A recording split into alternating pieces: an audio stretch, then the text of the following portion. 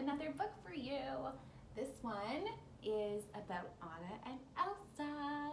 It is the Frozen story. In the kingdom of Arendelle, it was a happy place.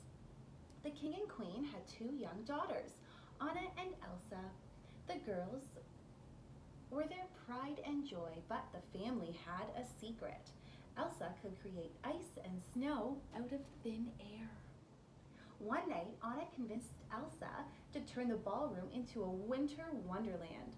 As the sisters happily played together, Elsa accidentally lost control of her magic. An icy blast hit Anna in the head, and she fell to the floor unconscious. The king and queen rushed to the girls to the trolls, mysterious healers who knew about magic. A wise troll named Grandpappy saved Anna by removing her memories of Elsa's magic. He explains that she was lucky to have been hit in the head and not the heart. The troll told the king and queen that Elsa's powers would only grow stronger. Fear will become her enemy, he warned. The king and queen knew they had to protect their daughter. To keep her magic a secret, they closed the castle. The king gave Elsa gloves to contain her powers, but she was still afraid she might hurt someone. She even avoided Anna to keep her safe. Then, when Anna and Elsa were teenagers, their parents were lost at sea. The sisters had never felt more alone. Elsa stayed inside where she could hide her magic, but she could not keep the castle gates closed forever. On the day of her coronation, her subjects were invited inside to celebrate. Anna was thrilled at the chance to meet new people. She had barely stepped outside when she met Prince Hans of the Southern Isles. The two instantly fell in love. At the coronation ball, Prince Hans asked Anna to marry him. Anna said yes, and the couple went to ask Elsa for her blessing. Elsa refused to bless their marriage. She couldn't let Anna marry a man she had just met. Anna couldn't believe her sister. "Why do you shut me out? What are you so afraid of?" she cried. As Elsa fought with her sister, she lost control of her magic. Ice seemed to shoot out of her hands. Now, all of Arendelle knew her secret. Panicked, Elsa fled into the mountains. With her secret out, Elsa let her powers loose. A storm raged around her as she created an ice palace and even changed the way she looked. Below her, ice and snow covered Arendelle. Anna felt awful. Leaving Hans in charge, she went after her sister. Anna trekked through the forest. She lost her horse. Luckily, she met an ice harvester named Kristoff and his reindeer Sven. The two agreed to help her find Elsa. High in the mountains, Anna and Kristoff came across a dazzling winter wonderland where they met a living snowman. "I'm Olaf," he said.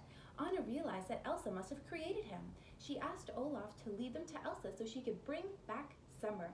Olaf loved the idea of summer. He happily led them to Elsa's palace. Inside, Anna told Elsa about the terrible winter storm in Arendelle. "It's okay, you can just unfreeze it," she said. But Elsa didn't know how to stop the snow. Frustrated, she cried out, "I can't!"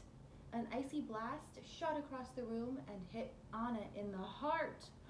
Kristoff rushed to help Anna. "I think we should go," he said. At the base of the mountain, Kristoff noticed that Anna's hair was turning white. He knew his friend the trolls could help.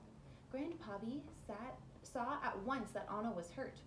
"There is ice in your heart, put there by your sister," he said. "If not removed to solid ice, it will freeze forever." Grandpappy explains that only an act of true love could thaw a frozen heart. Anna knew Hans was her true love. Maybe a kiss from him would save her. Anna, Kristoff, Sven, and Olaf raced back to Arendelle to find him. But Hans was not in Arendelle. He had set out to look for Anna when her horse returned without her. Hans and the search party arrived at Elsa's palace. The men attacked Elsa. She defended herself. Suddenly, one of the men aimed a crossbow at Elsa. Hans pushed it aside, and the bolt hit a chandelier. It crashed to the ground, knocking Elsa out. Hans and his men took her back to Arendelle and locked her in the dungeon. Outside At the kingdom, Anna, Kristoff, and Olaf and Sven were hurried down the mountain.